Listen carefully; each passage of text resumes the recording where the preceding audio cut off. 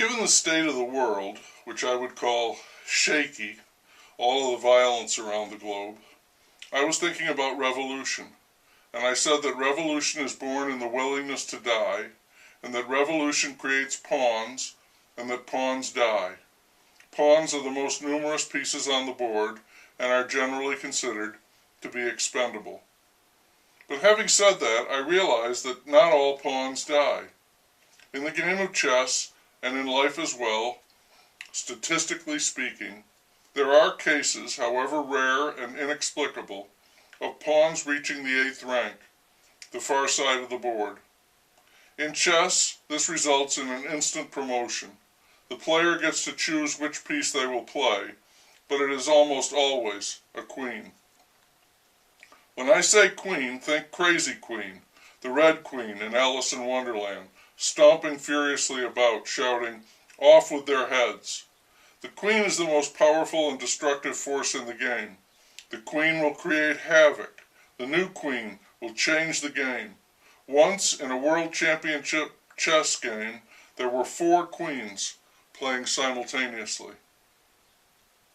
Remember, this is royalty created from cheap material. As promotions go, this one is huge. A piece or a person has graduated as if by magic from poor faceless fodder to royalty, with all of the power and privileges attached. It's a remarkable, unprecedented transformation. If it occurs, the game moves into an entirely new phase, dominated by the presence and activity of the newly minted queen. In life, the pawn-made queen can be seen as a romantic individual, a story of incredible hardship and suffering that turns into a remarkable salvation and sudden power. But the pawn-made queen is seldom, if ever, a romantic or sentimental person. That's been beaten out of them.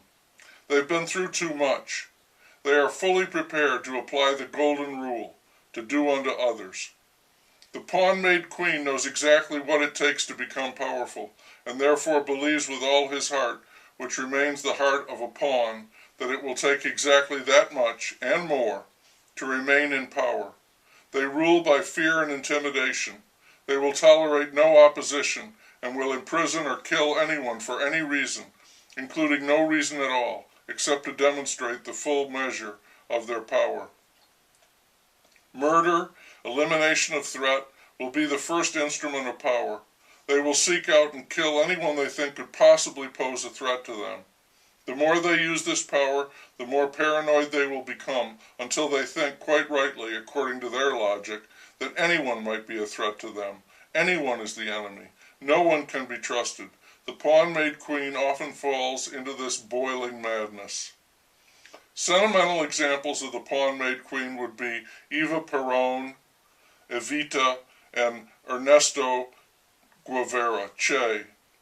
They existed more in the minds of their followers, figureheads more than leaders.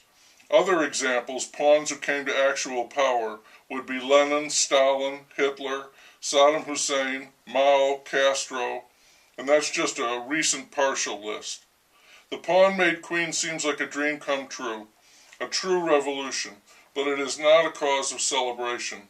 It's really a time to head for the hills.